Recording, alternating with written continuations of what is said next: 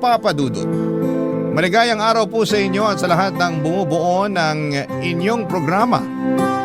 Maligayang araw din sa mga katulad ko na araw-araw nakikinig sa Barangay LS 97.1. Bago matapos ang taon ay sumulat ako sa inyo para ikwento ang love story ko na nagsimula noong nakaraang taon. Gagawin ko na rin ito para magsilbing reflection ko para sa taong 2024. Bago ko makalimutan, ako nga po pala si Trixie. 25 years old na ako at isa akong event singer. Never pa ako nagkaroon ng boyfriend. Hindi naman po dahil sa pangit ako. May mangilan-ngilan na ring sumubok na manligaw sa akin pero karamihan sa mga lalaking nagpaparamdam noon ay hindi pasok sa standards ko. Opo, medyo mataas po ang standards ko pagdating sa lalaki dahil alam ko po kung ano ang worth ko. Natuto ako noon dahil na rin sa nanay ko na ilang pagkakataon nang nabaliw sa pag-ibig matapos makailang beses na nagtiwala sa mga lalaking ginamit lang siya at ginawang parang laruan. Lumaki ako na laging binibibisit ang mama ko na gabi-gabi noong umiiyak tuwing iniiwan siya ng mga lalaking minamahal niya hanggang sa dumating sa puntong tumigil na siya sa paghahanap at tinanggap na lamang niya na tatanda siyang single. Kaya naman hindi niyo po ako masisisi kung mapili ako sa lalaki dahil takot akong matulad sa mama ko. Dahil sa takot na maloko ay yun na nga po ang naging epekto. Hirap po akong magkaroon ng karelasyon, Papa Dudut. Sa katunayan ay naunahan pa nga ako ng nakababata kong kapatid na si Sasa. Meron na siyang long-term boyfriend na nakilala pa niya noong nasa college pa lamang sila. Minsan ay napapasana all na lamang ako sa relasyon ng mga kamag-anak at kaibigan ko. Nakakainggit man kung minsan pero hindi ko lang talaga magawang pumasok sa isang relasyon sa takot na makaranas din ako ng heartbreak katulad ng sa mama ko, Papa Dudut.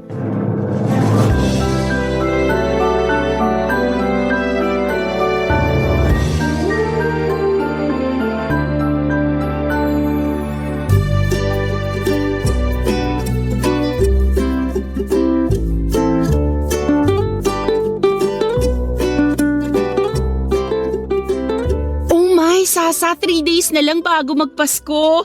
Yee, nakaka-excite! Anong exciting dun? Malamig nga ang Pasko mo eh.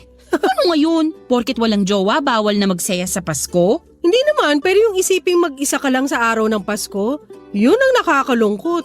Ang tao, hindi kailangan ng jowa para maging masaya. Ginagawa mong personality ang pagkakaroon mo ng boyfriend. As if naman ikaw lang ang nakaka-experience niyan. Well, sa ating magkapatid, ako lang naman talaga yung naka-experience magkaroon ng jowa eh. So fact yun. Pwede ikaw na. Magpasalamat ka na lang at nakahanap ka ng lalaking matino at loyal. Hindi yung lagi mo na lang akong inaasar sa pagiging single ko. Ano ba kasing plano mo? Gusto mo bang maging tita na lang ng anak ko? At tumandang dalaga nang hindi man lang nakakatikim ng… Yung bibig mo ha? Ikaw talaga? Kung ano-anong lumalabas dyan sa bunganga mo. Siyempre, may plano rin naman ako magkaroon ng pamilya someday. Hindi naman ako forever magiging single eh. Gusto ko rin namang makaranas ng pag-ibig. Anong inaantay mo? Na magbagsak ang langit ng lalaki sa harap mo? Bakit naman hindi?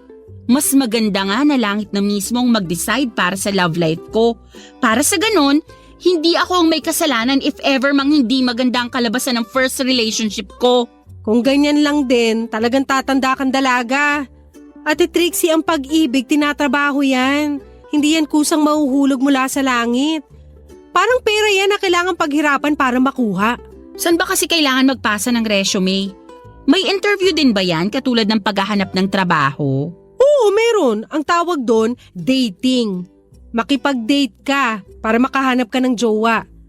Palibhasa kasi sa'yo, napaka-choosy mo. Yung hinahanap mong lalaki, mala Dennis Trillo eh. Hindi ka naman kasing ganda ni Jenny Lynn Mercado. Ay, sa bagay. Iniisip ko palang parang sumasakit na ulo ko. Wala akong lakas para sa mga ganyang bagay. Eh di ngayon pa lang, tanggapin mo ng tatanda kang dalaga. Di bale, mag-aanak na lang ako ng marami para may pagkaabalahan ka kapag uugod-ugod ka na. Grabe ka! Alam ko na! Ano? Napanood mo ba yung video tungkol sa pagkain ng ubas sa ilalim ng lamesa pagsapit ng New Year? Hindi pa. Ano naman yun? May napanood kasi ako na tip online para sa mga taong hirap na hirap magka-love life tulad mo. Ang sabi, kailangan mo raw kumain ng 12 ubas sa ilalim ng mesa pagpatak ng 12:00 sa bagong taon. Ano namang kalokohan yan? Hindi, totoo to. Pamahiin daw yun sa Spain. Ang sabi 12 grapes means 12 months of good luck.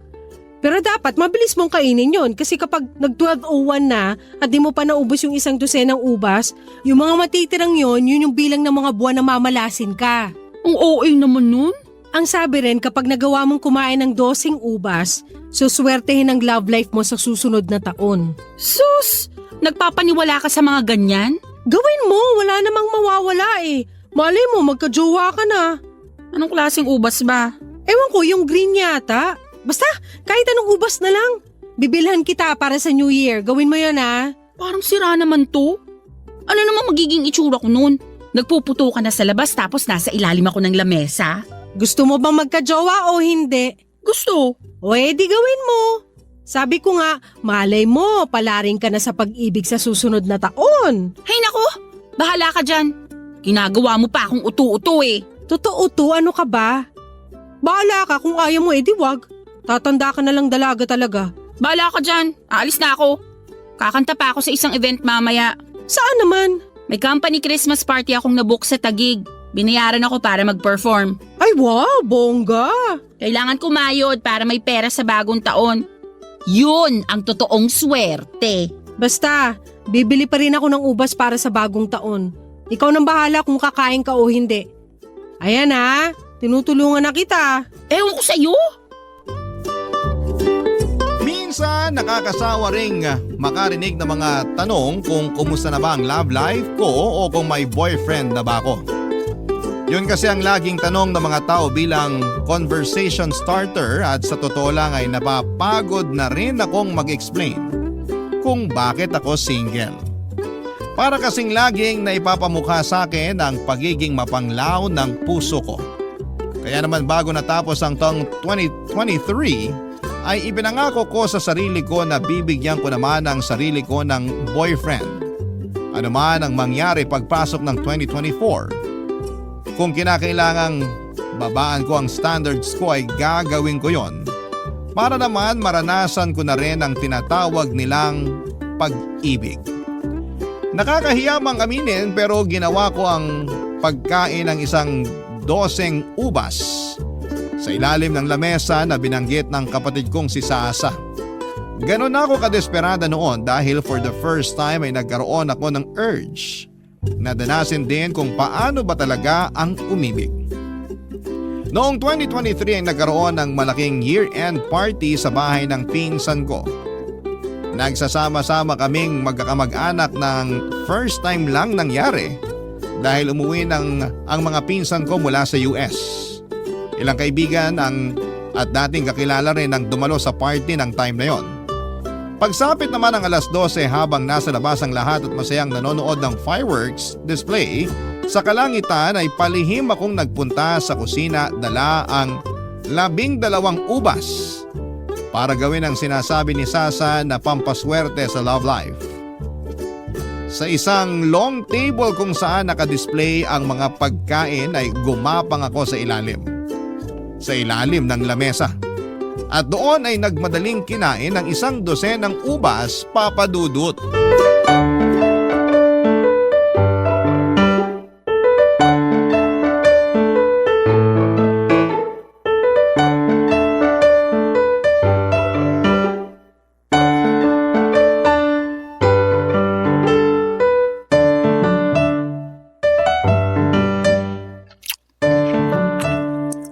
Oh my gosh!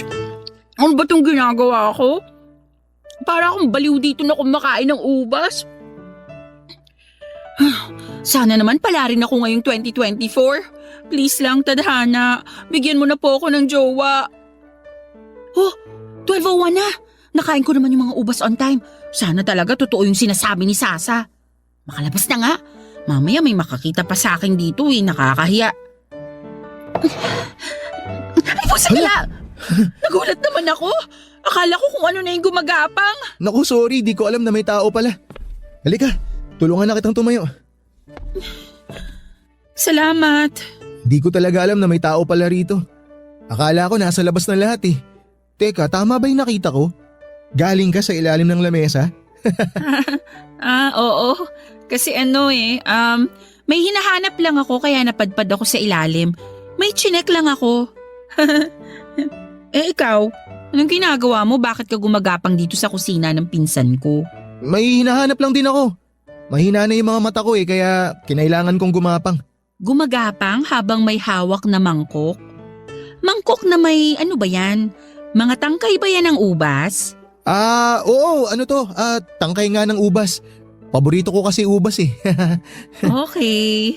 Mukhang alam ko na kung anong nangyari Ha? Bakit? Ano ba sa tingin mong nangyari? Hulaan ko kung ba't ka gumagapang sa sahig. Galing ka rin sa ilalim ng mesa, no? Sige, aamin na ako. Tama ka, galing din ako sa ilalim ng lamesa. Kumain ako ng ubas. Pero mag-e-explain ako kung bakit. May nakita kasi akong video tungkol sa pagkain ng ubas sa bagong taon. Sabi nila… Pampaswerte sa love life. Napanood mo rin yun? Hindi. Sinabi sa akin ng kapatid ko. Actually, ginawa ko nga rin Kaya ako galing sa ilalim ng mesa kasi kumain din ako ng 12 ubas. Nakakatawa naman. Pareho pala tayo ng ginawa. Akala ko ako lang yung nagpapaniwala sa mga ganun May kasama pala ako. Ewan ko nga kung bakit rin ako nauto Saang lamesa ka pala galing? Hindi kita napansin nung pumasok ako Dito ako sa kabila, yung mga lalagyan ng plato at baso. Yun yung lamesang mataas Hindi kasi ako kasya dyan sa lamesang pinagpwestuhan mo. Nung nagsilabasan na lahat, nagpaiwan ako. Sabi ko sa pinsan mo, magsi-CR lang ako sandali. Kaya pala hindi kita napansin. Mas nauna ka pala sa akin. Sumama pa ako sa labas kanina Mabuti na lang pala hindi ako nagpunta sa lamesang yun kung hindi nagkagulatan tayo. Tama. Diyan din sana ako pupunta kanina Kaso wala nang time kaya nagmadali na ako. Pero nagkagulatan pa rin tayo kasi sabay tayong lumabas, di ba?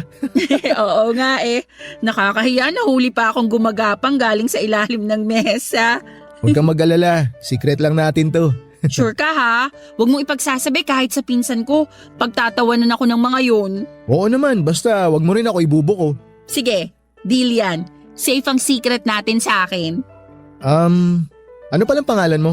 Trixie, ikaw? Jacob. Kaano-ano ka ng mga pinsan ko? Kapitbahay ka ba nila? Hindi, college friends kami. Oh, I see.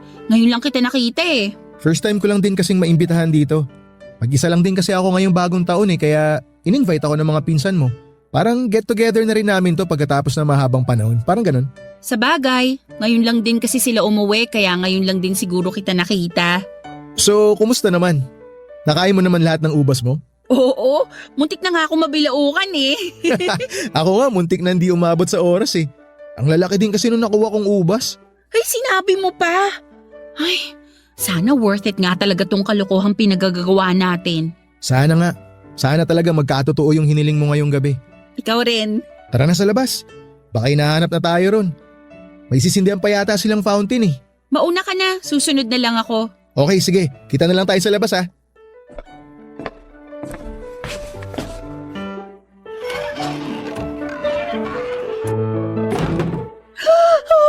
Oh my gosh, Tadhana!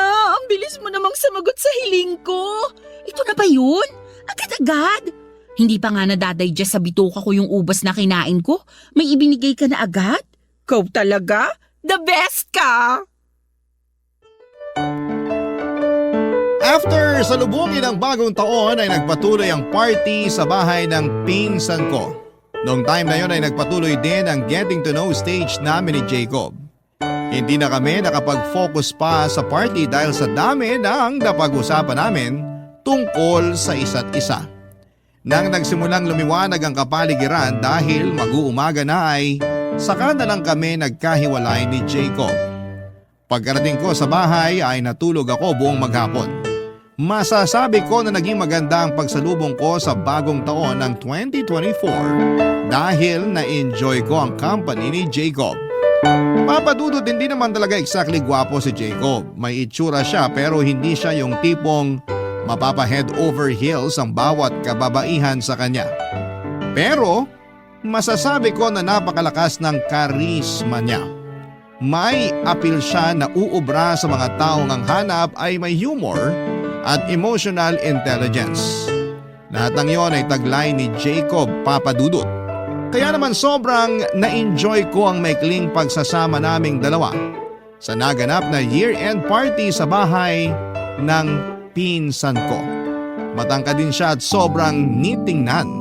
Mula ulo hanggang paa ay pansin kong alagang-alaga niya ang sarili niya, Papadudot.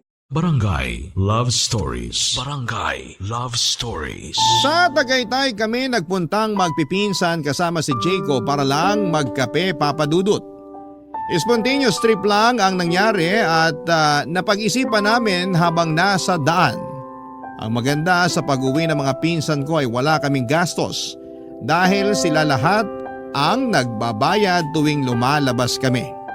Wala din naman kasi silang kasamang lumabas, Papadudot. Kami na lang ni Sasa ang inaasahan nila maliban na rin kay Jacob na college friend nila. 10 years nang nakatira sa California ang dalawang pinsan ko matapos silang kunin ng nanay nila doon na 30 years ng OFW. Since then ay ngayon na lang ulit sila bumisita sa Pilipinas. Kaya naman talagang sinulit nila ang bawat araw nila dito bago sila bumalik. Nagsimula raw ang pagkakaibigan nilang tatlo dahil sa online games. Noong college sila ay lagi nilang tambayan ang computer shop malapit sa school nila kung saan lagi nilang inuubos ang vacant time nila sa paglalaro. Nagpatuloy ang pagkakaibigan nila online at kahit magkahiwalay ay nanatiling matatag ang koneksyon nilang tatlo. Papadudot sa ilang araw na pagsasama namin ni Jacob, isang bagay ang nagustuhan ko sa kanya. Napakahaba ng pasensya niya. Kahit na minsan ay tinotopak ang mga pinsan ko, ay never kong nakitang nagalit o nainis si Jacob. Napakabait at magalang din siya sa ibang tao. Lahat ng nakakausap niya ay tinatawag niyang ma'am at sir, anuman ang kanilang estado. Unang buwan pa lamang nga ng taong yon pero nagsimula nang tumibok ang puso ko para sa kanya, Papadudot.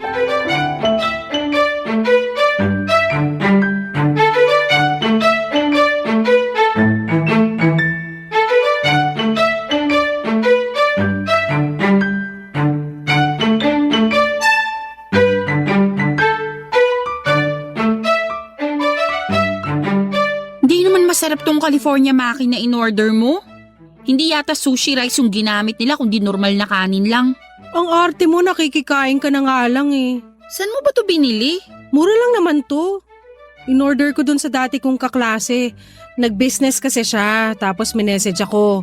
At dahil mabait ako, umorder ako para naman suportahan siya. Wow! New Year's resolution mo ba yan? Mabait ka na ngayon? Sa'yo lang naman ako hindi mabait, no? Maiba tayo. Anong meron sa inyo ng Jacob? Anong ibig mong sabihin? Kala mo di ko napapansin? Iba yung galawan yung dalawa eh. May something na ba sa inyo? Wala ano. Asus! Nag-deny pa. Kulang na lang idikit mo sarili mo dun sa lalaki na magkakasama tayo sa Tagaytay. Mukhang tinutuo mo talaga yung promise mo sa akin na magjojowa ka na this year ah. Kakapalit pa lang ng taon, naglalandi ka na agad. Magkaibigan lang kami ni Jacob. Masaya siya kasama. Ano bang masama dun? Wala naman. Pero kung may nararamdaman ka sa kanya, hindi uubray ang pagdi-deny mo. Paano ka makakahanap ng boyfriend kung ayaw mong umamin sa feelings mo? Halata naman na may gusto ka ron eh. O sige, oo na. Type ko siya. O ayan, inamin ko na. Happy ka na? Ganyan. Kung maglalandi ka talaga, panindigan mo. Sa akin ka pa magsisinungaling eh, obvious naman sa pagmumukha mong bet mo yung guy. So ano naman nagustuhan mo sa kanya? Cute siya. Weh! Para sa akin, cute siya. Kaya itigil mo yung pagiging judgmental mo. Wala naman ako sinabi ha. Itsura mo pa lang kahit hindi mo sabihin, alam ko na kung anong iniisip mo. Hindi man siya cute para sa'yo, pero para sa akin, oo. Malakas ang appeal niya at nakakadagdag sa karisma niya yung pagiging mabait niya. So mahilig ka sa good boy. Wala yan sa hilig. Basta ang sa akin lang, pasok siya sa standards ko. Sa bagay, cute naman kayo. Bagay kayong dalawa. Tingin mo? Oo! Kailangan mo ng lalaking mahaba ang pasensya. Kasi napaka-moody mong tao. Tuwing kabilugan ng buwan, nag-iiba yung ugali mo, kaya dapat lang na ang jowain mo ay yung malawak ang pangunawa. Ano namang masasabi mo sa kanya? Nakasama mo na siya kaya for sure, may impression ka na kay Jacob. Well, to be honest, okay naman siya. Hindi siya mukhang bobo. Madiskarte siya, tsaka marunong makisama. At tama yung sinabi mo, mabait siya. Kung ikaw ba, magiging type mo rin siya? First of all, magkaiba tayo ng taste kaya hindi ko siya mabebetan. Pero kung type mo siya, sino naman ako para mag-judge, 'di ba? Pangalawa, hindi ako mahilig sa mga lalaki masyadong mabait. Mabait na ako eh. So gusto ko yung medyo demonyo. At last but not the least, may boyfriend na ako kaya hindi na ako pwede magkagusto sa ibang tao. Sa tingin ko, bet din naman niya ako eh. Sinabi ba niya yan o nag-a-assume ka lang? Remember, never assume unless stated. Baka mamaya delusional ka lang pala. Hindi niya sinasabi pero mukhang may gusto rin naman siya sa akin. Sa bagay, first time mo pa lang naman kasi magmahal kaya naiintindihan kita. Pero payong kapatid, huwag mong paaasahin ang sarili mo sa isang bagay na hindi pa naman totoo. Huwag ka nagpapapaniwala sa pakiramdam mo lang. Dapat malaman mo sa kanya mismo ang totoo. Hindi yung hindi ka sure sa feelings niya tapos minahal mo na siya. Maniwala ka sa akin, ikaw lang din ang masasaktan sa huli. E paano ko malalaman kung gusto niya ako? Tatanungin ko? Wag mong gagawin yan. Huwag kang magmukhang desperada sa harap niya kasi baka ma-turn off siya. Ayaw ng mga lalaki sa babaeng naghahabol. Remember, hindi ka aso para maghabol ng tao. E anong gagawin ko? Huwag ka kasing magmadali. Magpakipot ka rin ng konti. Huwag mo masyadong ipahalata na bet mo siya. Chill ka lang. Sabi nga nila, it's not the destination that counts, but the journey. Kaya enjoyin mo lang yung chemistry nyo for the meantime. Aamin din yan sa nararamdaman niya pagtagal. Basta wag mo siyang pilitin kasi kapag pinilit mo, babahagang buntot nun. Ayaw ng mga lalaki sa commitment unless sila na mismo yung nag-decide. So, kapag decided na si Jacob, dun ka lang maniwala na bet ka niya.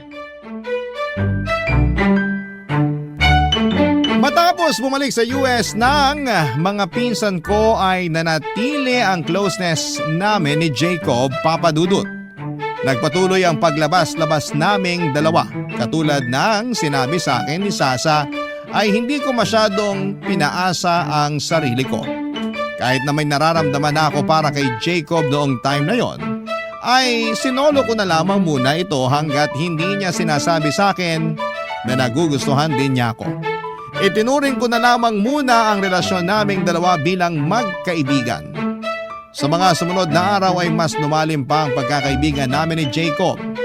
By that time ay sobrang open na namin sa isa't isa. Wala nang hiyaan sa pagitan naming dalawa at tapos na kami sa stage kung saan ay patuloy ang pagpapa-impress na ginagawa namin. Nagsimula na naming makita ang mga bagay na hindi kaaya-aya sa bawat isa at sa kabila ng mga yon, ay nanatili pa rin ang samahan naming dalawa, Papadudut. Hanggang sa pagdating ng February, nagsimula nang magparamdam sa akin si Jacob. Eksaktong February 14 noong inaya ko ni Jacob na kumain sa labas. Nag-date kami sa isang restaurant at doon mismo ay inamin niya sa akin ang totoong nararamdaman niya. Unang pagkikita pa lang daw namin ay nagkaroon na siya ng crush sa akin. Sa katunayan nga ay siya ang may ideya na ayain ako ng mga pinsan ko noon na mamasyal para magkaroon daw kami ng time na kilalanin pa ang isa't isa. Para bang ang mga pinsan ko na rin ang nagsilbing wingmen niya noon, Papadudut. Then after some time ay na-realize daw niya na nahuhulog na ang loob niya para sa akin. After ng confession niya, inamin ko na rin kay Jacob na matagal ko na rin siyang gusto. Doon na siya nagsimulang manligaw sa akin, Papa Dudut. Kalagitnaan ng March noong opisyal ko siyang sinagot, Papa Dudut.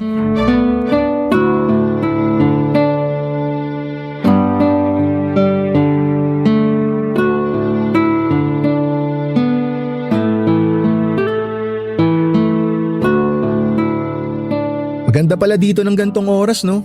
Wala na masyadong tao. Tahimik na yung paligid kaya masarap maglakad-lakad.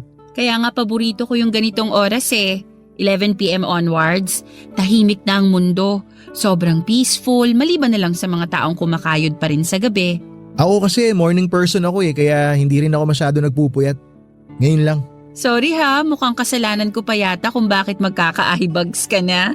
Ayos lang, syempre bilang boyfriend mo, hindi rin naman ako makakatulog habang hindi pa ako sigurado na nakauwi ka na ng safe mula sa mga gig mo. Kesa mag-alala ako sa bahay, mas magandang samahan na lang kita. Ay, nga pala, eto, may regalo ako para sa'yo. Hala, ano to? Buksan mo na! Oh my gosh, ang ganda! Infinity necklace yan, late gift ko. Para sana nung mansari natin yan kaso late dumating kaya ngayon ko palang may bibigay. Thank you! Maliit na bagay lang yan. Ang cute-cute naman! 4 months na pala tayo. Ang bilis ng panahon, no? Isipin mo, last year, hindi tayo magkakilala. Pero dahil sa ubas, nagkita yung mga landas natin. Nakakatuwa nga pero naniniwala ka ba talaga na yung ubas ang rason kung bakit tayo nagkakilala? Yun naman talaga, di ba? Kung wala kang planong kumain ng ubas nung New Year at wala rin akong idea tungkol sa ubas-ubas na yan, hindi tayo magkikita sa kusina ng pinsan ko. Pero may chance pa rin naman na magkakilala tayo since nasa iisang lugar naman tayo ng oras na yun. Kung sa bagay, oo nga naman pero ubas pa rin ang naging dahilan. Sa mga encounter na pwedeng mangyari sa atin nung gabing yun, nagkita tayo nung kumain tayo ng ubas.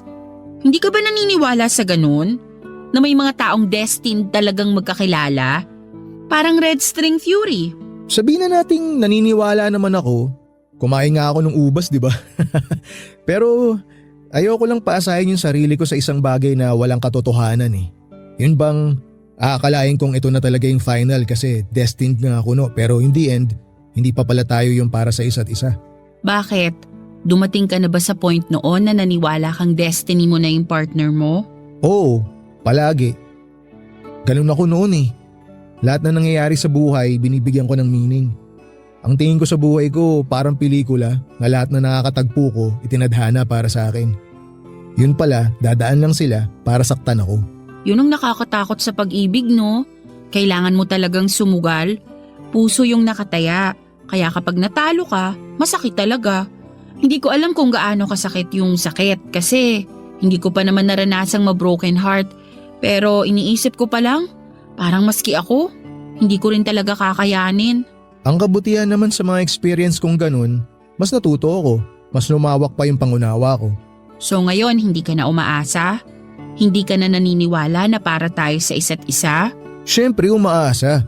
Hiling ko nga na ikaw na talaga May reservations man pero araw-araw ko ipinapanalangin na ikaw na yung huli kasi ikaw na talaga yung itinuturing kong huli ko Ay, sana nga. Yan din ang dalangin ko. Lalo na't sobrang pressure sa part ko kasi napakahaba pala ng pinagsamahan nyo nung ex mo. Paano mo nalaman? Wala naman akong nakwento sa'yo tungkol sa ex ko Nabanggit nung pinsan ko, 7 years daw tumagal yung relationship nyo. Tama, 7 years nga. Pwede bang tanungin kung anong nangyari? Bakit kayo naghiwalay? Ayoko na sanang pag-usapan yun. Tapos na yun tsaka hindi ko ugali magkwento ng past relationships ko lalo na sa'yo na girlfriend ko. Okay lang naman kung ayaw mong sabihin. Mas maganda na rin yung wala akong alam. Ignorance is bliss, ika nga nila. Kung wala kang alam, wala kang aalalahanin. Tama. Huwag na nating alamin yung tapos na. Tsaka wala ka naman dapat ipag-alala Okay naman yung naging hiwalayan namin ng ex ko. Walang masamang tinapay sa pagitan naming dalawa. That's good. At least wala kang evil eye na matatanggap kasi walang taong galit sa'yo. Ang hilig mo talaga sa mga pamahiin, no? Well, wala namang mawawala kapag naniwala ka. Huwag mo lang gawing personality para hindi ka masabihang baliw. Baka naman pati horoscope natin na-check mo na kung compatible tayong dalawa. Ay actually, matagal ko nang nagawa yan. Talaga? So ano sabi? Compatible ba tayo? Virgo at Taurus? Compatible naman, kasi pareho tayong earth sign. Nice! E di kung ganun, wala nang problema. Aligned naman pala pati stars natin eh. Pareho nga lang tayong hard-headed kasi ang earth sign minsan matitigas ang ulo. Iyon lang.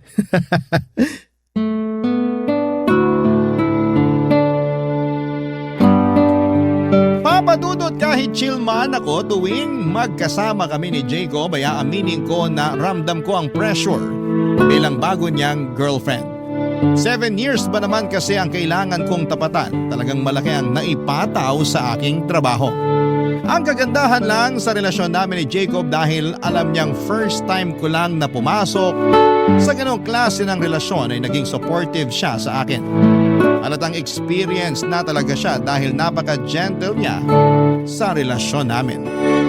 Minsan nga ay napipredict pa niya kung magkakaroon kami ng kaunting pagtatalo. Bago pa man mangyari yon ay inuunahan na niya ito para hindi na mag-escalate pa sa away. For the next months ay naging maayos ang pagsasama namin. Ignorante man ako pagdating sa pag-ibig ay mabilis naman akong natuto. Marunong kasi akong mag-reciprocate ng feelings.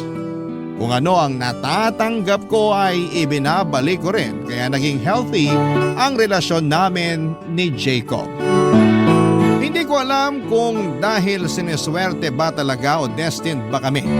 Ang mahalaga lang para sa akin noon ay maayos ang tinatakbo ng relasyon namin.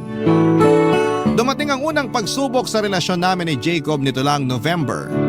Kung kailan ilang buwan na lang ay malapit na naming i-celebrate ang isang taon namin bilang magkarelasyon.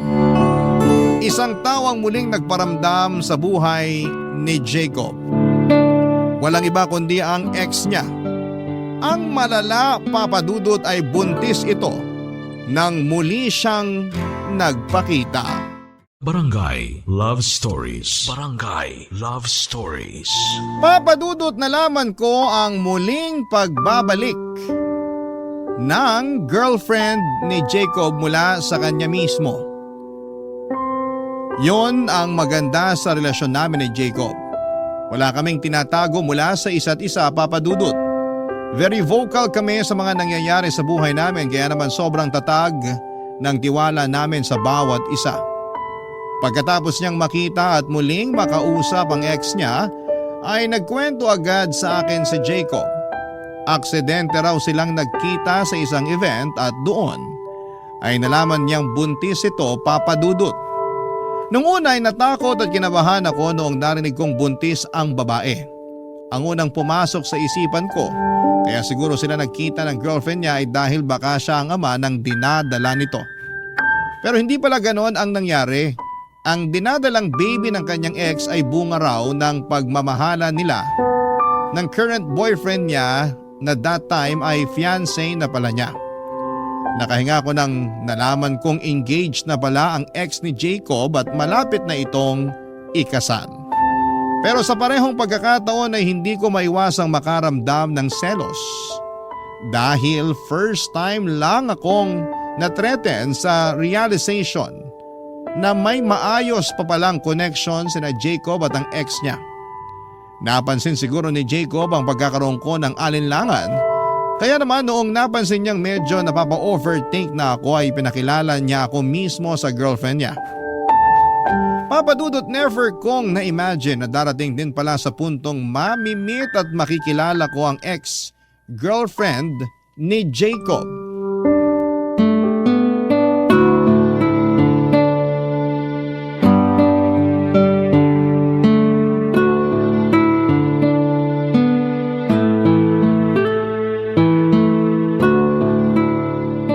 So, kumusta naman yung eyeball nyo ng ex ng jowa mo?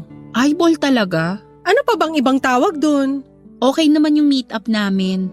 Mabait siya, in fairness. At gusto mo yon? Mas mabait yung ex kesa sa'yo? Mabait din naman ako kaya walang kaso sa akin yun. Alam ko sa sarili ko na mabait akong tao. Sure ka? Kung mabait yung girl, ba't sila nagkahiwalay ni Jacob? Baka naman jowa mo pala may problema. Hindi mo ba naisip yon? Ito naman gagawa pa ng issue. Nasolve na nga yung problema namin eh. Huwag mo nang dagdagan. Ate, tandaan mo mas marami akong karanasan sa pag-ibig kesa sa'yo. Nagtatanong lang naman ako. Wala namang kasing problema kay Jacob eh. Maayos yung naging hiwalayan nila ng ex niya. For 7 years? Yung mga ganong katagal na relasyon, walang maayos na hiwalayan yung mga ganon. Ano ba talagang gusto mong palabasin? Na may something silang dalawa? Sino ba naman kasing boyfriend ang ipapakilala yung current girlfriend niya sa ex niya? Gawain ba yun ng matinong tao? Ipinakilala niya ako sa ex niya kasi nag-overthink ako. Nagkita kaming dalawa para matapos na yung worries ko. Para masigurado na wala nang problema sa kanilang dalawa. Na masaya na sila sa kanya-kanya nilang buhay. So, wala ba talaga? Wala nga. Ang kulit mo naman eh. Ikakasal na yung girl. Actually, invited nga kaming dalawa sa kasal nila eh. Ganon? Oh my gosh, ang weird talaga. Hindi ka lang kasi sanay makakita ng mag-ex na mature mag-isip. Hindi na issue kina Jacob at sa ex niya yung nangyari sa kanila dati. Nakapag-move on na sila sa naging hiwalayan nila. Kaya hindi na problema kung magkaayaan pa sila sa kasal. Ganun sila ka-okay at ganun na sila kasaya sa sarili-sarili nilang relasyon at buhay. Okay, sabi mo eh. Kung totoo man yan, edi good. So pupunta kayo sa kasal? Oo naman. Nakakahiya naman kung hindi kami pumunta. Pinadalhan kami ng invitation eh. Tinanong mo ba si Jacob kung gusto niyang pumunta? Sa akin niya binigay yung desisyon. Kung gusto ko raw pumunta, pupunta kami. Kung ayoko, di rin siya pupunta. Nag-decide ako na pumunta na lang. Kasi bakit naman hindi? At talagang gusto mo makipaglaro sa apoy, no? Paano kung bigla mag-runaway bride itong ex at tumakbo paalis ng altar kasama si Jacob? Ikaw kung ano-ano talagang pumapasok sa isip mo. Hindi to telenovela ha. Nasa totoong buhay tayo. Ay hindi! Ang mga telenovela inspired yan sa totoong buhay. Ewan ko sa'yo. Sinisira mo peace of mind ko eh. Ano ba talagang gusto mong mangyari? Pagdudahan ko si Jacob? Binibigyan lang kita ng senaryo na pwedeng mangyari. Hindi mangyayari yon. Malaki ang tiwala ko kay Jacob. At isa pa, mukha namang mahal na mahal nung ex niya yung mapapangasawa niya eh. Nung nag-usap kami, wala siyang ibang binabanggit kundi kung gaano siya kasaya sa current love life niya. Bakit nga ba kasi naghiwalay si Jacob at yung ex niya? Mahaba-haba na rin yung 7 years ha? Sayang yun. Ano ba nangyari? May third party bang involved? Walang third party. Ang kwento nila sa akin na wala na lang daw basta yung spark. Para bang naubos na lang yung pagmamahal nila sa isa't isa. Hindi na nag-work yung relationship nila. Hindi na sila nag-grow as a person. Sa huli, nag-decide sila na maging friends na lang. Pinalaya nila yung isa't isa para subukang magmahal ulit. Nakakilala si ex ng bagong lalaki, tapos nakilala naman ako ni Jacob. Tapos sasabihin mo, hindi mala telenovela yung kwento mo? Ang dami ko nang napanood na ganyang pangyayari. Ang exage mo rin naman kasing mag-isip. OA na OA eh. Whatever, kung saan kayo masaya, doon na rin ako. Kung wala rin naman palang problema, edi mabuti. Basta siguraduhin mo lang na goods na yung ex niya. Sigurado kang hindi mo na yun pagseselosan. Hindi na, kasi mature na rin ako mag-isip. Kaya nga kami a-attend ng kasal eh, para ipakitang okay na okay ang lahat. Eh di wow!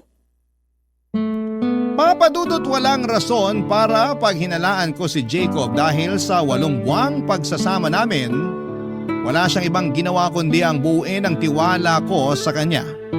Doon ko nga na-realize kung gaano kahalaga ang tiwala sa pagitan ng 2 taong nagmamahalan. Kung hindi ito matibay, mahihirapang magtagal ang isang relasyon. Kaya dapat bago pasukin ang mundo ng pag-ibig ay wala kang daladalang emotional baggages na maaaring sumira sa pagtitiwala mo sa partner mo. Sa kabila ng mga sinabi sa akin ni Sasa, mas nagtiwala ako sa boyfriend ko at sa pagmamahal na ipinapakita at pinaparamdam niya sa akin. 2 choice lang naman kasi yan. Yan ay ang maniwala ka sa partner mo o pagdudahan mo lahat ng ginagawa niya. Mas pinili ko ang una at buong puso ko siyang pinagkatiwalaan, Papadudot. Ang kapalit noon ay never sinira ni Jacob ang tiwalang ibinigay ko sa kanya. Very transparent kasi si Jacob kaya lahat ng nangyayari sa buhay nito ay updated ako kaya naman wala nang lugar sa puso't isipan ko ang pag-overthink. Gabi bago ikasal ang ex ni Jacob ay naghahanda na ako noon para sa gagamitin kong damit kinabukasan. Nang bigla akong pinuntahan ni Jacob sa bahay para sabihin ang balitang mas mabuting wag na kaming magtungo sa kasal ng ex niya. Tinawagan na raw niya ito at nagpaalam na hindi na kami makakadalo. Nagulat ako sa naging desisyon niyang yon, pero noong tanungin ko siya kung bakit niya yon nagawa ay mas humanga ako sa kanya, Papa Dudut.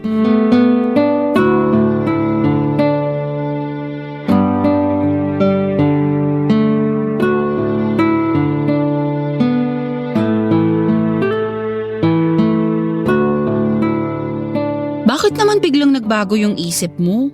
Last minute ka namang nag-decide na di na tayo attend ng kasal ng ex mo. Naka-ready na pa man din ako. Pasensya ka na kung hindi na kita natanong ha. Bigla lang kasi ako nagkaroon ng realization eh. Anong klaseng realization naman yun? Na hindi magandang tingnan na pupunta pa tayo sa kasal ng ex ko. Lalo pa na isasama kita. Ano namang hindi maganda doon?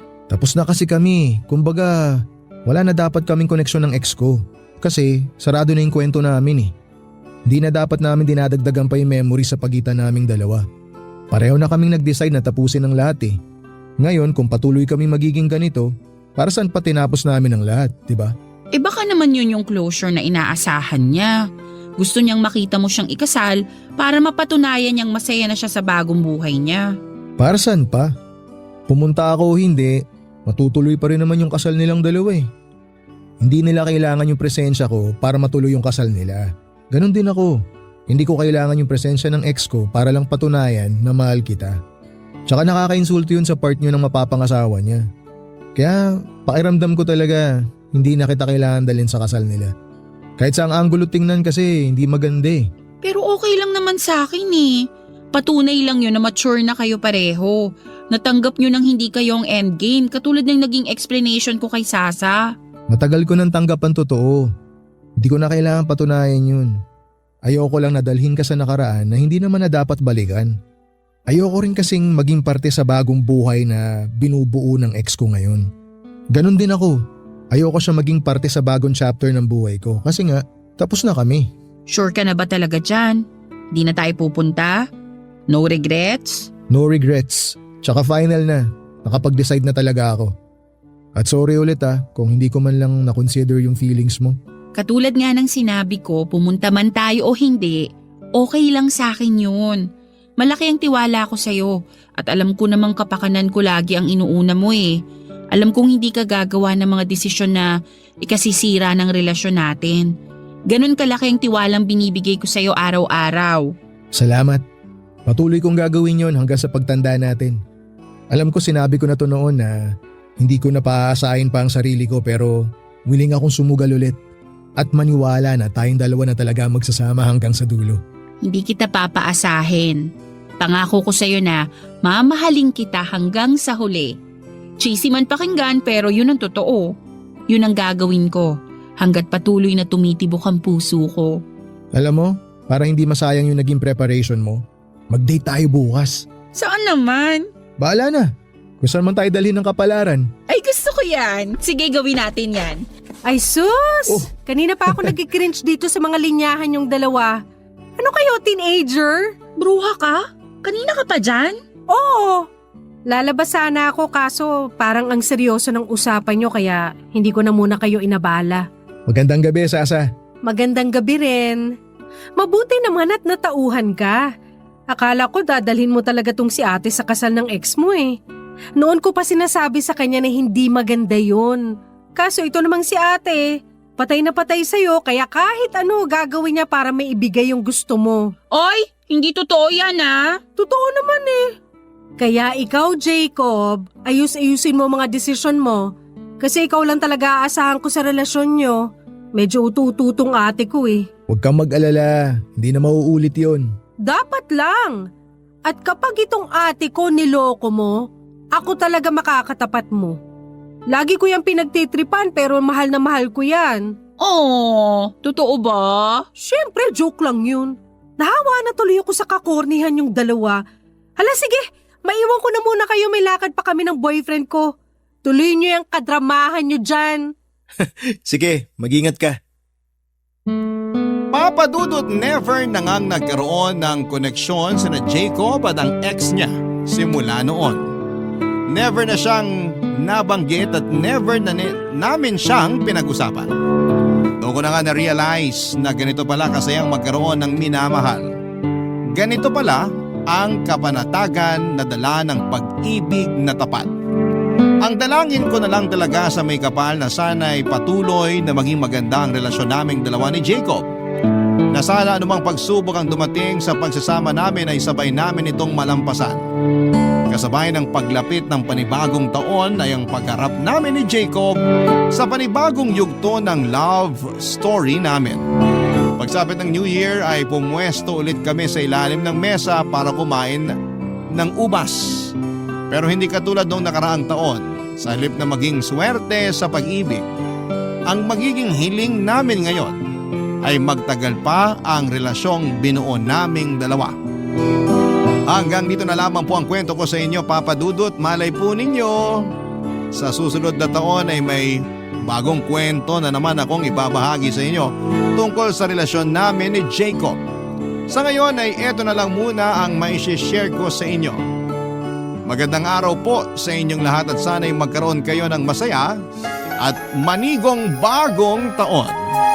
Ang inyong forever kapuso at kabarangay, Trixie. Dear Papa Dudut, ako nga pala si Fiona, 35 years old, magandang trabaho ko at syempre kakambal noon ang magandang sahod. Dahil dito ay nakaipon na rin ako ng sapat lalo't wala naman akong ibang sinosustentuhan. Financially secured na rin kasi ang mga magulang at mga kapatid ko. Kaya ang lahat ng perang kinikita ko para sa akin lang talaga, Papa Dudut. May sarili na akong kondominium at kakatapos ko lang bayaran. Masasabing financially stable na ako at wala na akong ibang poproblemahin sa buhay.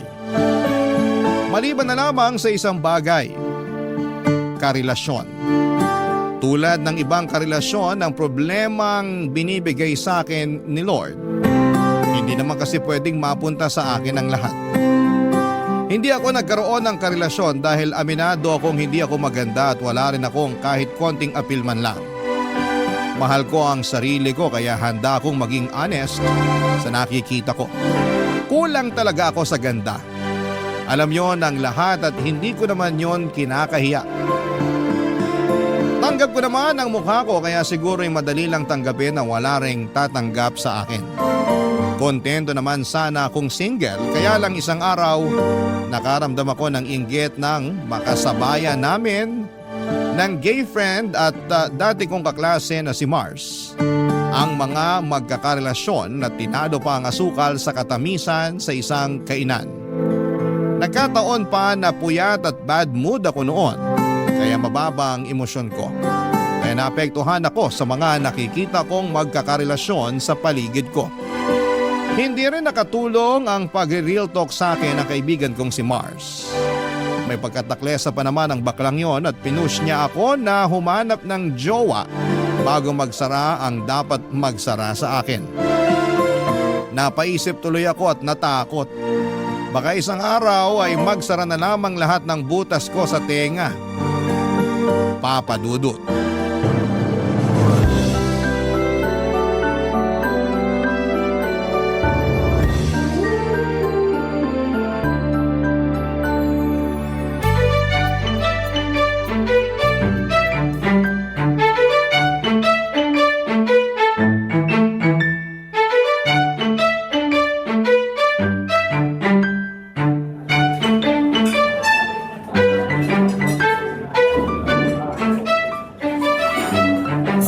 Bakla, tignan mo yung nasa table sa kaliwa mo.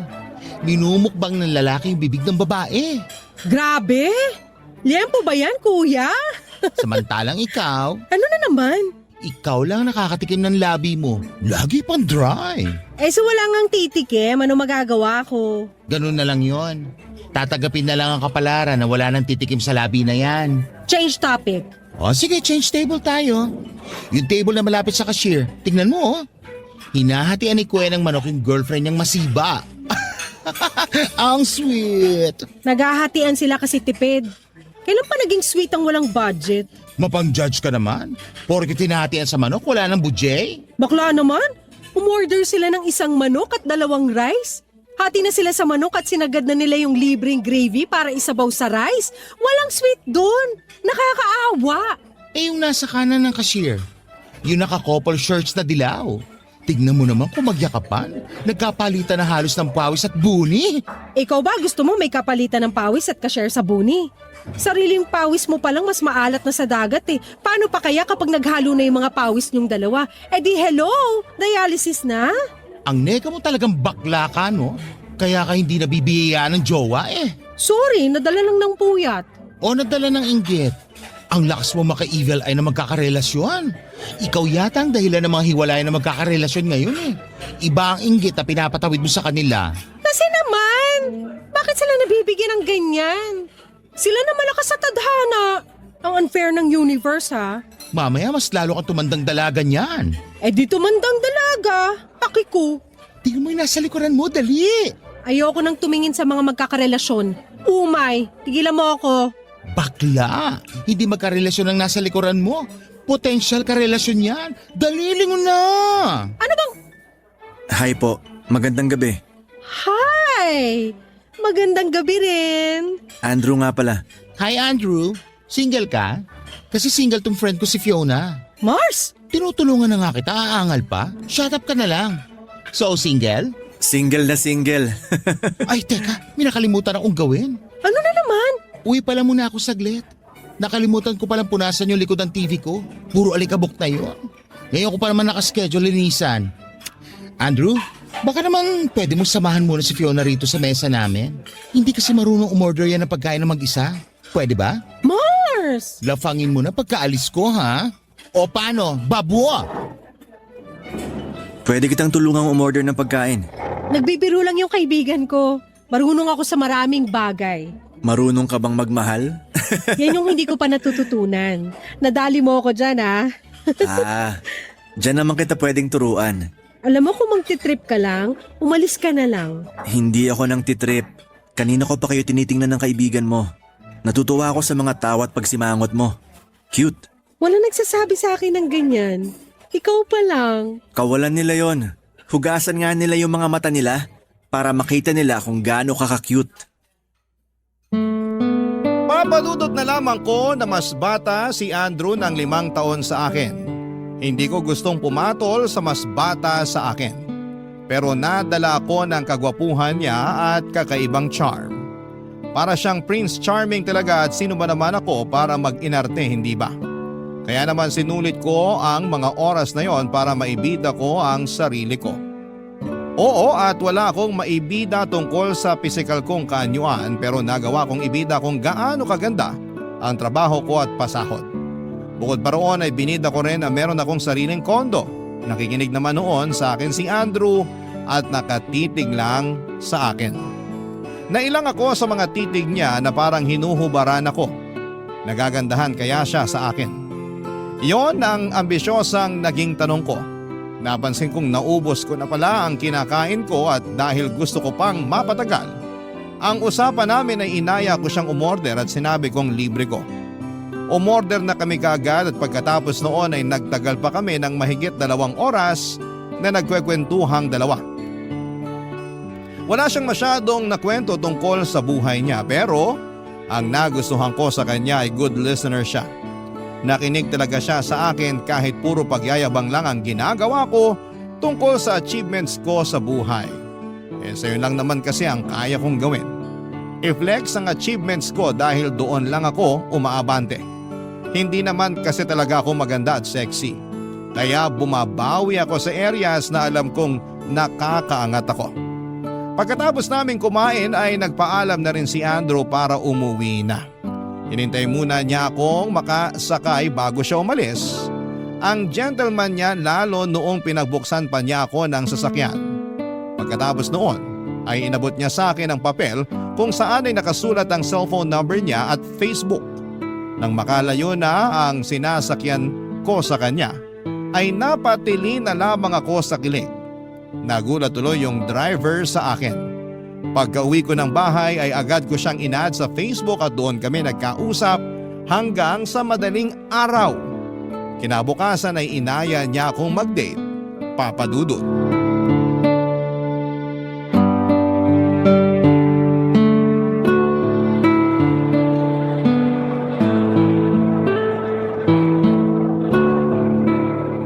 Alam mo, may aaminin ako sa'yo.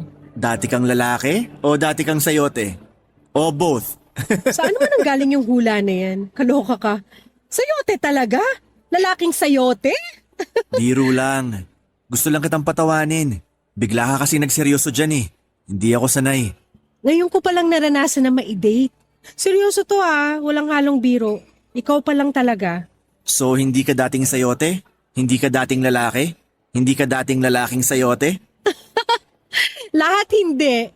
At hindi rin ako mahilig sa sayote para lang alam mo, team papaya ako pagdating sa tinola. May pagkakaiba na agad tayo. Team sayote ako sa tinola. Pero Andrew, maiba lang ako. Ano yun? Hindi ka man lang ba nababahala kahit konti? Nababahala saan?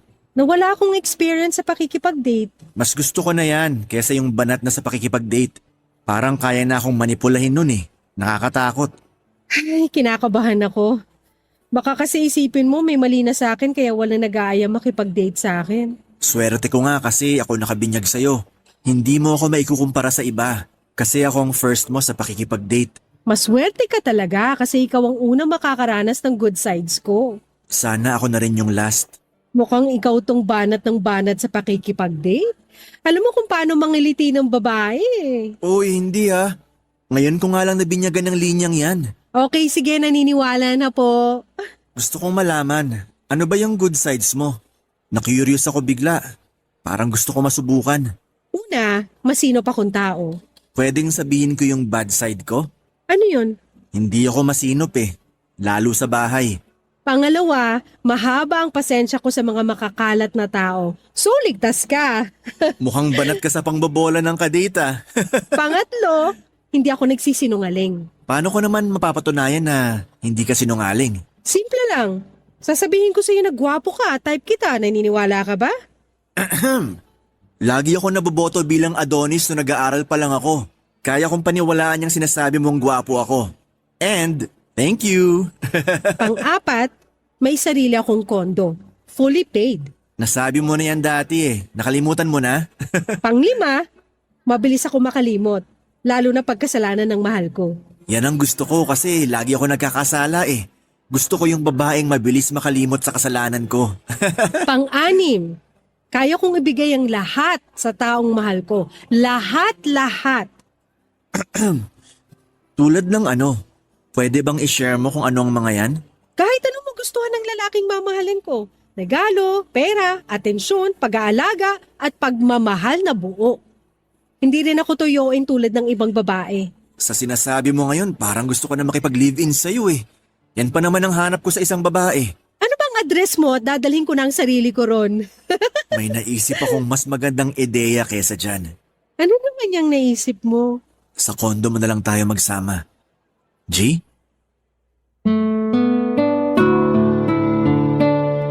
Ang akala ko noon, Papa Dudut, ay nagbibiro lang si Andrew nang sabihin niyang gusto niyang magsama na kami sa kondo ko.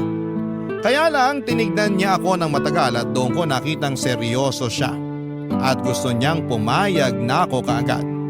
Hindi ako agad nakapagsalita dahil hindi ko naisip kailanman na may lalaking gustong makipag-live-in sa akin. Manliligaw nga noon wala yung makakasama ko pa kaya sa iisang bahay. Saka pangalawang date pa lamang namin yon. Baka naisip agad niyang magsama na kaming dalawa sa anong paraan. Masyado ko bang nabenta ang sarili ko sa kanya kaya niya ako nilataga na magsama na kaming dalawa. Napa-order ako ng isang orange juice. Kahit punong-puno na noon ang sikmura ko. Parang bigla akong nauhaw sa gustong mangyari ni Andrew. Hindi pa rin siya umiimik noon at nakatitig lamang sa akin. Hinihintay ang sagot ko. Hanggang sa naisip ko na wala nang ang ibang lalaking gustong manligaw sa akin. At si Andrew, handa akong samahan sa kondo ko. Handa akong mahalin. Ano pa ang dapat kong ikaarte? Gwapo siya at nakakakilig ang mga salita niya. Saka kapag tinanggihan ko siya, gaano ako kasigurado na meron pang ibang lalaking darating at mag-o-offer ng katulad ng sa kanya. Parang wala naman na. Kaya naman bago pa dumating ang in-order kong orange juice, ay nag-decide na ako. Sinabi ko sa kanya na ready na akong patirahin siya sa kondo ko. Nagulat nga ako nang biglang tumili si Andrew. Natawa na lamang kaming pareho sa inasal niya. Masaya lang daw siya na pumayag ako dahil gusto na raw niyang masubukan lahat ng binibida kong ugali ko sa kanya. Nang mga panahong yon, Papa Dudut. Barangay Love Stories. Barangay Love Stories. Papa Dudut, mabilis lang ang mga pangyayari. Wala pang isang linggo ay naplano na namin ni Andrew kung paano siya makakalipat sa kondo. Tinulungan niya akong iayos ang kondo para magkaroon siya ng space para sa mga gamit niya. Sinabi naman niya sa akin at damit lang ang kukunin niya sa bahay niya. Pero sinabi ko na lamang kahit ano pa yung kunin niya sa bahay niya ay ayos lang. Maluwag naman ang kondo ko at binida ko rin sa kanya bago pa siya makapunta doon. At noong nakapunta na siya sa kondo ko ay namangha talaga siya. Mas lalo tuloy niyang gustong makalipat kaagad. Kaya hindi na namin pinatagal pa ang lahat, Papa Dudut. Pinuntahan namin ang bahay niya para tulungan ko siyang maghakot ng mga gamit niya. Hiniram ko ang van ng pinsan ko para maggamit namin. Nabilib na naman lalo sa akin si Andrew dahil lahat daw kami sa pamilya namin ay may maayos na buhay. Napangiti na lamang ako pero lihim akong napakilig dahil may lalaki akong napabilib. Pagkarating namin sa bahay niya ay nagulat ako na andon ang 65 years old na nanay niya. Doon ko nalaman na kasama pa rin pala niya sa bahay ang nanay niya. Silang dalawa na lang ang magkasama sa buhay dahil wala palang nakilalang ama si Andrew. Mabait naman ang nanay niya. Mabilis ko lang ding napakisamahan ng maayos noong simula. May mga pagtataray lang nung umpisa pero nakuha ko rin kaagad ang loob niya dahil sa pag-assure ko na magiging okay din ang lahat. Yun ang unang beses na may makilala ako na nanay ng boyfriend ko. Nakakatuwa naman ang mga pangyayari. Yon ang naglaro ng matagal sa utak ko, Papa Dudut.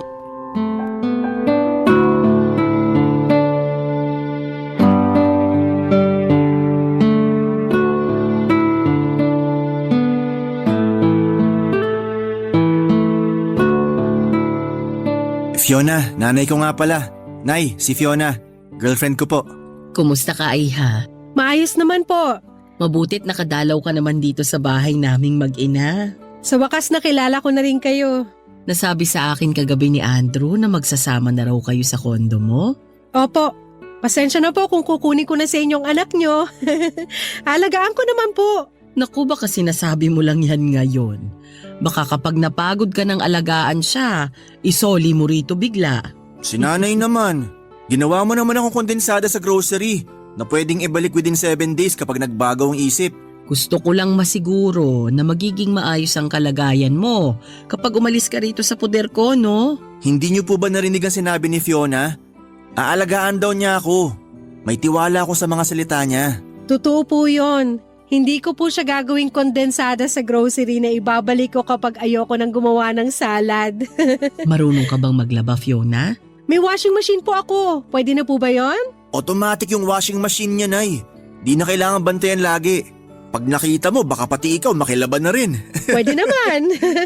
Tita, kung gusto nyo, ako na rin ang maglalaban ng damit nyo. Madali lang naman yun sa automatic washing machine ko. Nakita mo na, Nay. Pati kayo damay sa pag-aalaga ni Fiona. Marunong ka bang magluto? Naman po. 50% ng pagluluto ko natutunan ko sa mami ko. Yung 50% naman sa internet. Kita mo yun, Nay.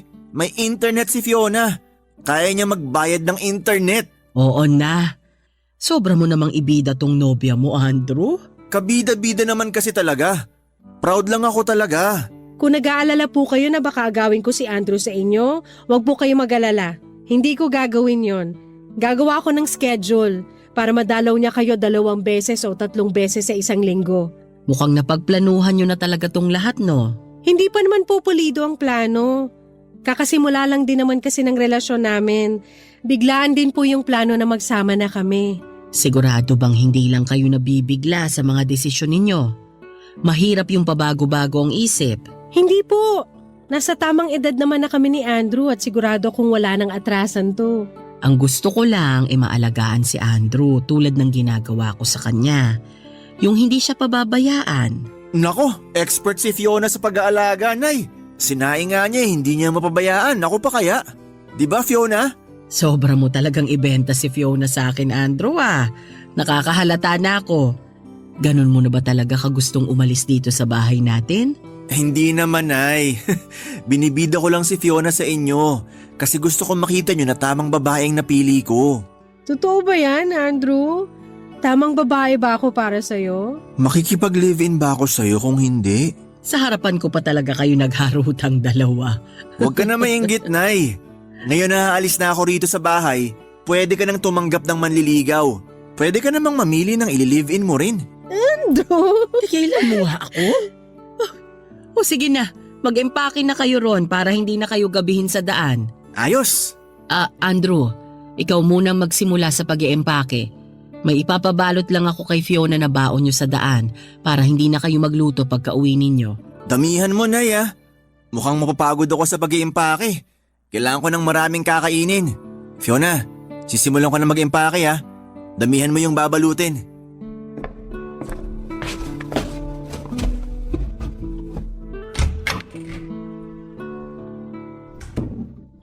Fiona, Ano po yan, tita? wala nang solian ha? Wala nang solian. Ano ang ibig sabihin doon ng nanay ni Andrew? Para namang nagmukha akong customer na bumili ng pagkain o gamit na walang warranty. Pero hindi ko in-overthink pa yon, Papa Dudut. Lalo't bumait muli ang nanay niya sa akin. Nagpalit agad ng topic ang nanay niya habang kasama ko sa kusina at pinapainit ang niluluto niyang ulam na ipapauwi sa amin. Nawala ng tuluyan ang huling sinabi niya sa akin dahil nahumaling ako sa sarap ng amoy ng niluto niya. Mukhang nakaka-pressure ang luto ng nanay ni Andrew. Parang hindi ko yon mahihigitan. Yun naman bigla ang in-overthink ko. Paano kung mas magaling mag-alaga ang nanay ni Andrew kesa sa akin? Paano kung ikumpara ako ni Andrew sa kanyang nanay? Paano ko mapaninindigan sa kanya na magaling akong mag-alaga? Kung meron namang mas magaling na nauna ay sinikap kong huwag mag-overthink at nag-focus na lamang ako sa mga binabalot na pagkain ng kanyang nanay. Pagkatapos ng pagbabalot ng pagkain ay tinulungan ko na si Andrew na mag-impake. Mabilis lang naman kaming natapos dahil konti lang naman ang damit niya na idadala sa kondo ko. Wala rin naman siyang ibang dinalang gamit maliban sa mga koleksyon niya ng cards at ibang anime figurines. Pagkatapos noon ay sinakay na namin sa van ang mga gamit niya at nagpaalam na sa kanyang nanay. Naging emosyonal ang kanyang nanay habang yakap si Andrew. Doon ko nakita na mahal ni Andrew ang nanay niya. Mga kabarangay, yun ang simula ng pagsasama naming dalawa. Wala pong kasing saya ang mga unang linggo na magkasama kaming dalawa. Ganon pala ang feeling na may lalaking nagpapasaya sa'yo. Akala ko ay lolokohin lang kalokohan lamang ang mga nababasa ko sa Facebook at mga napapanood ko sa TV. Iba pala talaga kapag ikaw na mismo ang nakaranas. Ang hirap nang tanggalin ang ngiti sa labi. Legit na legit, Papa Dudut.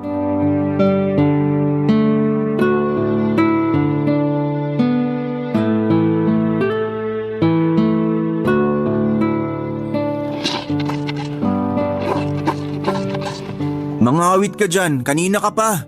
Ha? Kanina ka pa kasi nakangiti habang kinukusot yung brief ko. Mabango ba? Ang lambot kasi ng tela ng brief mo. Nakaka-enjoy ko sutin. Bakit ba hindi mo na lang sinabay dun sa mga ibang nilalabhan mo sa washing machine? Gagaspang lang ang kamay mo dyan. Alam mo namang paborito ko ang malambot mong kamay. Pag underwear kasi dapat hand wash para hindi masira. Ganun ba yon? Hindi ko alam eh. Hindi ka ba naglalaban ng underwear mo? Hindi eh. Si nanay nang gumagawa nun sa akin. Tapos ngayon ikaw naman. Yee, ang swerte ko naman sa buhay. May nanay at GF ako na naglalaban ng brief ko. Hindi ko nga sana lalaban to mga brief mo, kaya lang napansin ko hindi ka na nagsusuot ng brief kapag lumalabas tayo. Naubusan ka na pala. Nahiya kasi ako na ipasuyo sa'yo na laban yung brief ko eh. Humahanap lang ako ng tamang timing. Buti na lang nakaramdam ka. Wala rin naman kasi akong ginagawa ngayon kaya sinabay ko na sa paglalaban ng mga panty ko. Thank you ah. At least ngayon siguradong lalaban mo ng mga brief ko sa susunod kahit hindi ko sabihin.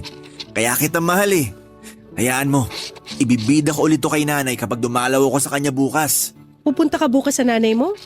Diba kakadalaw mo lang doon kahapon? Nagpapamasahe ng paa si nanay. Natapilok daw sa hagdanan. Asikasuhin ko lang tapos uuwi rin ako agad dito sa'yo. Bukas kasi nakaschedule ng general cleaning natin dito sa kondo. Ang dami na kasing kalat dito sa bahay. Hindi mo na ako kailangan dyan.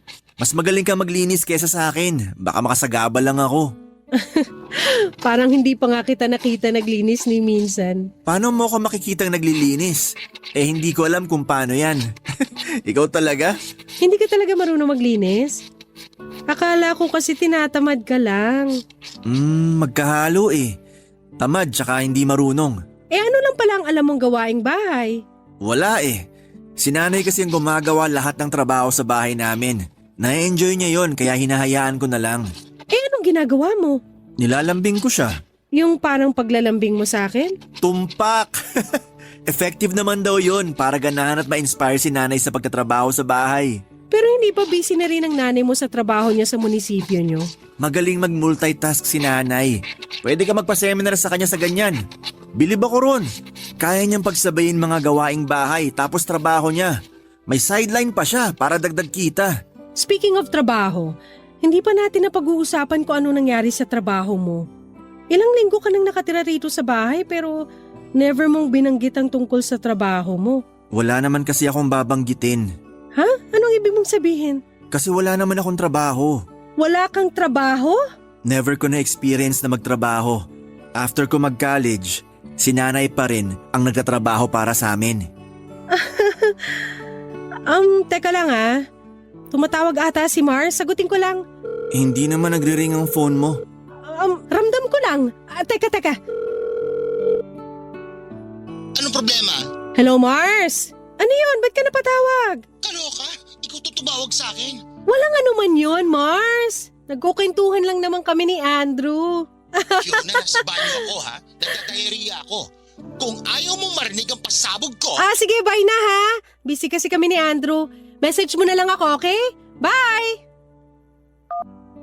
Ano raw ang kailangan ni Mars? Kumukulo raw yung tiyan. Nagtatanong kung pwede raw uminom ng paracetamol at kape. Sa'yo pa talaga itinawag? Alam mo naman yun. Ako ang laging tumutulong sa kanya. Speaking of tulong, ang pwede ko lang may offer na tulong ko magbantay dito sa kondo natin habang wala ka at nasa trabaho. Ha? Magbantay ng kondo? Natin? Oo, yan ang talent ko. Kaya huwag kang mag-alala. Kapag nasa trabaho ka, panatag kang magiging safe ang kondo natin sa pagbabantay ko.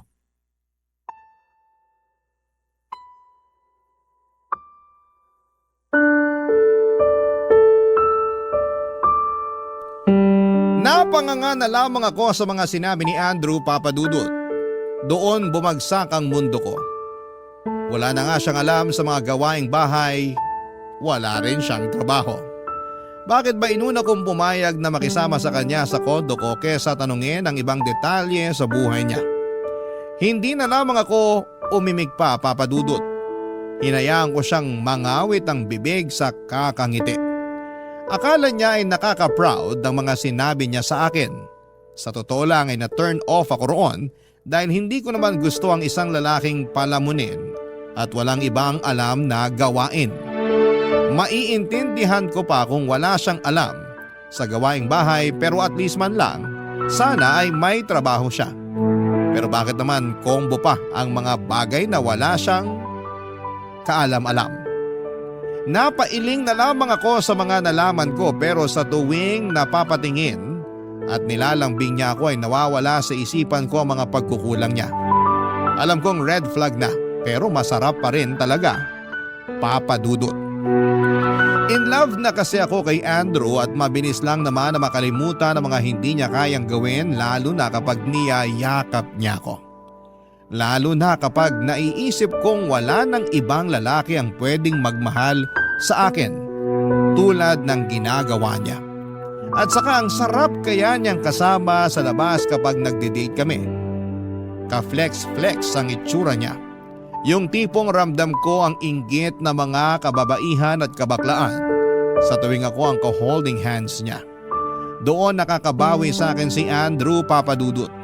Kaya naman sinubukan ko pang ipikit ang mga mata ko para hindi makita kung gaano kapula ang bandila niya. Kaya ko naman ang mga gawaing bahay lalo't pamparelax ko rin naman yon. Hindi naman problema sa akin ang pera dahil maganda at malaki ang sahod ko. Wala rin akong ibang dapat bayaran kundi ang kuryente, tubig at internet. Kasabay syempre ng pagkain namin. Kakayanin ko na to.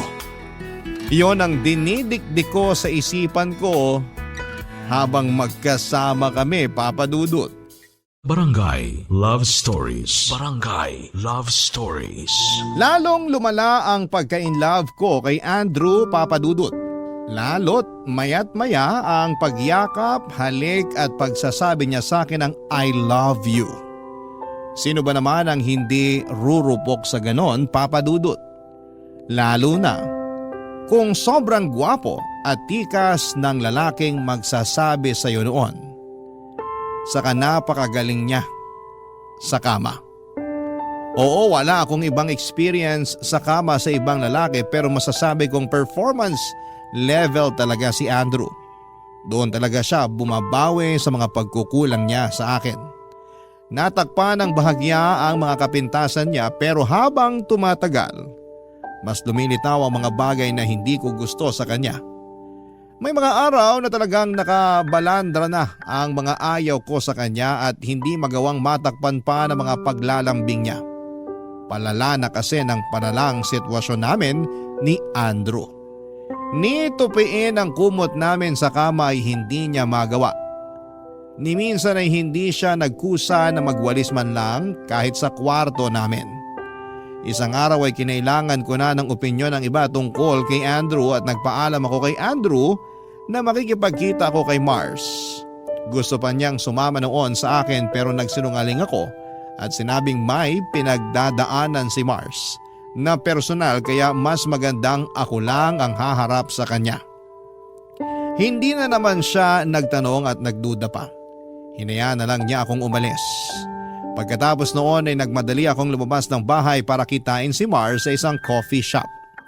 Nang magkita kaming magkaibigan ay niyakap ko kaagad siya ng mahigpit. Hindi na ako magsusumbong noon pero hindi ko alam kung kakampihan ba niya ako.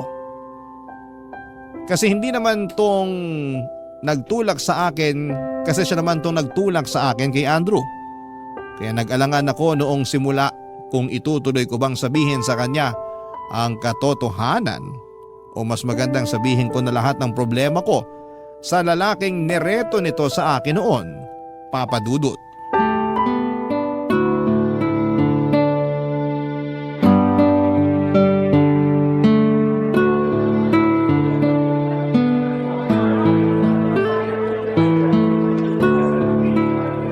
Bakla ka?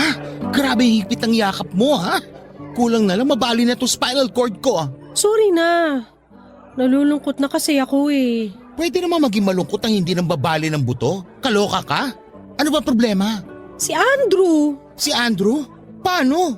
Ang saya nyo nga lagi sa pinopost mo sa Facebook. Nakamute ka na nga sa akin kasi umay na ako sa lambingan nyo. Iba kasi in real life. Splok na dali. So ito na nga, Mars. Alam mo bang pabigat si Andrew sa akin? Paanong pabigat? Tinadaganan ka ba? Di ba enjoy yun? Sana nga ganun na lang lagi pero hindi. Paano nga? Ni minsan hindi siya tumulong sa mga gawaing bahay. Ni hugasan yung basong pinag-inuman niya ng tubig, hindi niya magawa. Talo ko pa yung may baby na inaalagaan eh. Eh baby mo naman talaga siya, di ba? O hindi na to joke ha? Pinapagaan ko lang ang sitwasyon mo. Kasi naman halos mapunit na yung noo mo sa kakakunot. At eto pa, sinabi niya na hindi raw siya naturuan ng mga gawaing bahay. Kasi nanay niya lahat ang gumagawa nung nakatira pa siya sa bahay ng nanay niya. So kahit isang gawaing bahay, walay talaga? As in walay? Mars! Ako pa naglalaban ng brief niya na ang daming stain. Kaloka! Nalaman ko lang na hindi siya marunong maglaba nung natambakan na siya ng mga lalabhan tapos wala na siyang brief na magamit. Huwag mo sabihin sa akin na nung naubusan siya ng brief, yung panty mo naman ang... Ginamit niya yung pink na panty ko. Yung paborito ko. Na-stretch tuloy yung garter. Ang lala, Fiona! Wait, there's more. Kumapit ka, Mars. Ano? Wala rin siyang trabaho.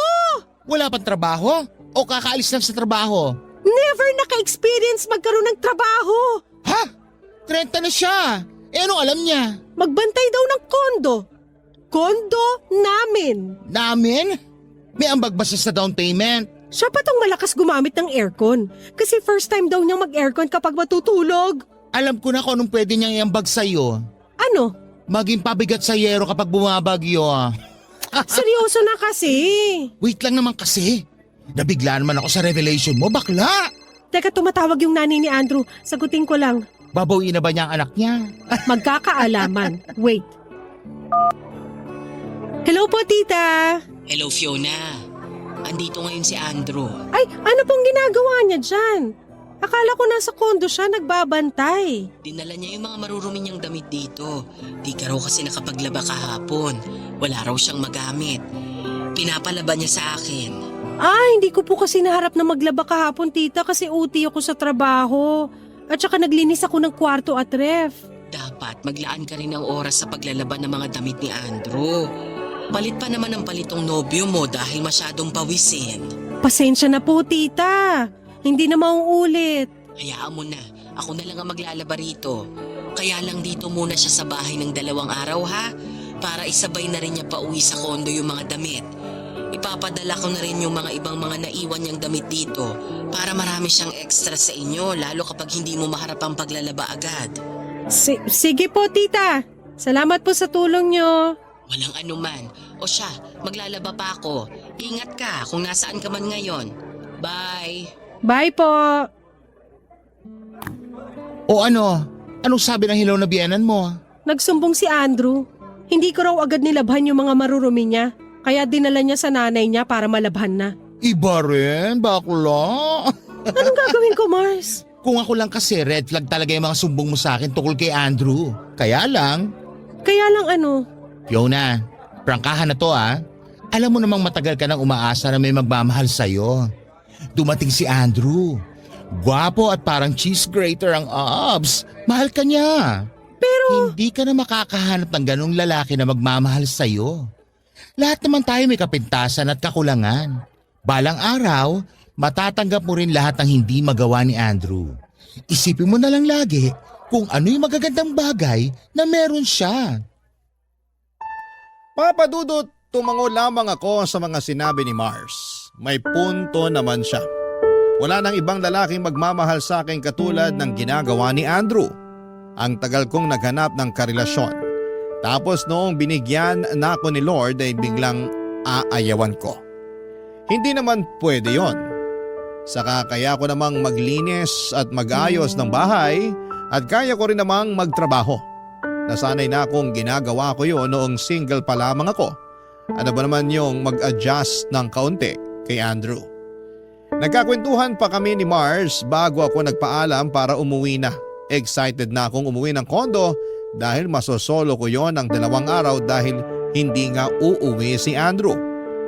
Weird yon para sa akin dahil dati nalulungkot ako ng mag-isa kaya lagi akong nagpapasama kay Mars. Pero nang time na yon ay parang ang sarap lang magpatugtog ng malakas na music at sasabayan ko ng pag-inom ng wine at pagpapapak ng mga natitirang pagkain sa ref. Habang wala si Andrew ay nagsimula akong muli sa pag-aayos ng kondo. Ang saya ko rin naman talaga kapag naglilinis. Pagkatapos noon ay nag-video call pa kami ni Andrew. Namiss na raw niya ako at nagpapasundo na siya sa akin. Patuyo na rin daw kasi yung mga damit niya kasi umaraw ng matindi sa lugar nila. Sinunod ko naman ang sinabi niya, naligo lang ako at saka pumunta na sa bahay nila. Nang makarating ako roon ay nakita ko siyang nakahilata sa sofa habang nagpapapak ng popcorn na ginawa ng nanay niya. Nasa kusina noon ang nanay niya at naghahanda na para sa hapunan. Sinalubong ako kaagad ni Andrew at saka niyakap. Namiss daw niya ako at aaminin kong namiss ko rin siya. Inoffer niya ang popcorn at pinatabi niya ako sa kanya. Pagkatapos noon ay lumabas na ang nanay niya mula sa kusina para salubungin naman ako. Masaya ang nanay niya, Papa Dudut. Abot hanggang kisame ang ngiti nang makita ako.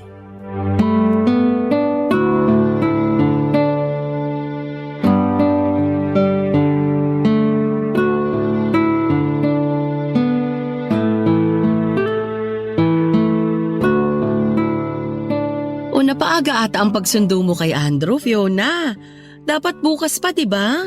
Kasalanan ko, Nay. Pinapunta ko na kasi siya. Namimiss ko na eh. E paano yung mga damit mo? Hinawakan ko kanina sa sampayan. Tuyo na naman po. Hindi mo sinabi sa akin agad para nakuha ko na bago dumating si Fiona. Ayos lang po yun, tita. Medyo napaaga rin talaga ang dating ko. Oo nga eh. O hindi bale, mahihintay mo ba? Tatapusin ko muna yung niluluto ko bago ko kunin yung mga sinampay. Okay lang yan kay Fiona, Nay.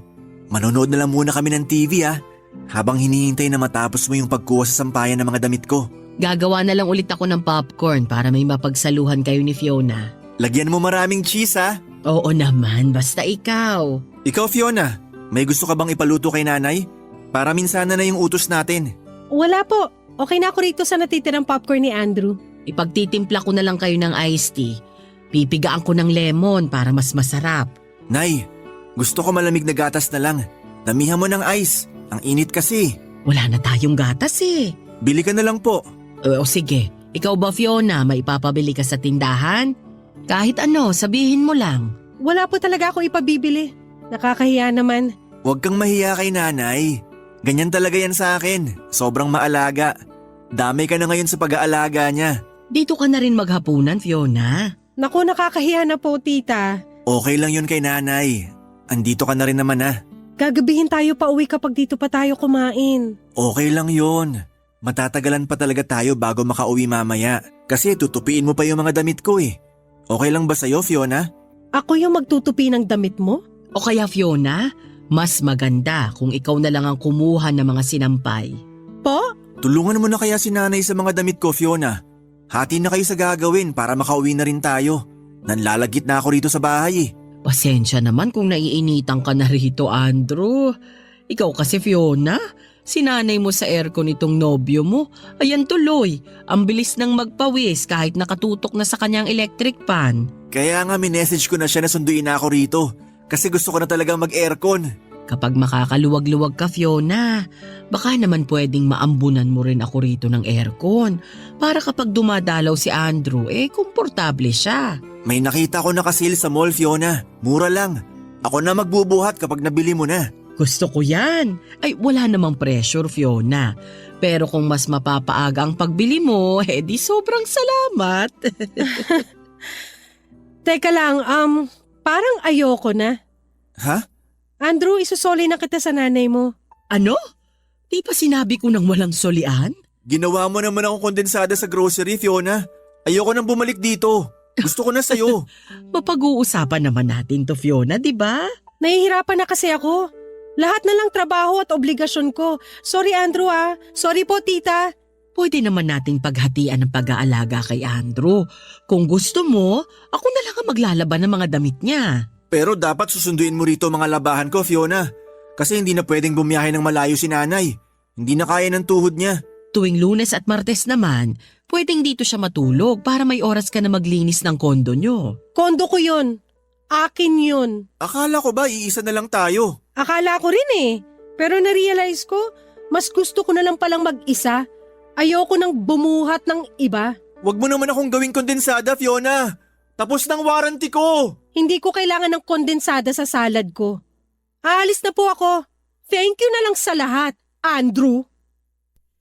Nagmadali na akong tumakbo palabas ng bahay nila, Papa Dudut. Hinabol ako ni Andrew para pigilan. Nakiusap siya sa akin na huwag ko raw siyang iwan sa bahay ng nanay niya. Masaya na raw siya sa kondo namin. Inulit ko sa kanya na kondo ko yon. Niyakap niya ako at sinubukang halikan pero tinulak ko siya. Aminado naman kasi ako na may epekto pa rin ang mga lambing niya pero kailangan kong maging matatag. Hindi na ako pwedeng magpadarang sa kanyang itsura at sa katotohanan na siya lang ang pumatol sa akin. Agad ako nagpara ng taxi at nagmadali ng umuwi, Papa Dudut. Pagkatapos noon ay umiyak ako sa loob ng kondo ko. Oo, at malungkot na muli na mag-isa ko. Pero hindi na ako mahihirapan at mai-stress sa kakaisip sa pag-aalaga ng iba. Nung na-realize ko kung gaano kahirap ang umakay at bumuhat ng iba ay doon na natapos ang pag-iyak ko. Tinawagan ko si Mars para ikwento ang lahat. Natahimik din siya at hindi inaasahan na makakayanan kong bitawan si Andrew. Para pagaanin ng mga pangyayari ay nagbiro na lamang si Mars tungkol sa pagiging pabigat ni Andrew. Binanggit din niya na maswerte na nakuha na ni Andrew ang lahat ng damit niya dahil nagpalaba ito sa nanay niya kaya wala na akong kailangan pang isoli dito. Nagkatawanan kaming dalawa at pagkatapos ng tawag na yon ay nahiga na ako sa kama. Masosolo ko na sa wakas ang kama. Nang mapagod akong humiga ay saka ko naman dumiretso sa kusina. Bigla ako nag-crave ng kondensada. Pagbukas ko ng ref ay nakita ko kaagad ang kalahating lata ng kondensada. Nagpainit na ako ng pandesal at saka ginawang palaman ng kondensada. Tahimik po akong kumakain ng pandesal sa kusina ng kondo ko. Walang kahati sa pagkain at napakatahimik. Napangiti ako. Yun ang kailangan ko, kailangan kong ma-enjoy ang pag-iisa. Dahil balang araw, kapag papayagan ng Diyos ay magkakaroon na akong muli ng kahati sa pandesal at kondensada. Yung kahating hindi lamang sa pagkain kundi pati na rin sa mga pasanin sa buhay. Maraming salamat po sa Barangay LS 97.1 sa pagbasa ng aking liham. Isa po ako sa inyong masugid na tagapakinig. Ang inyong kapuso at kabarangay forever, Fiona.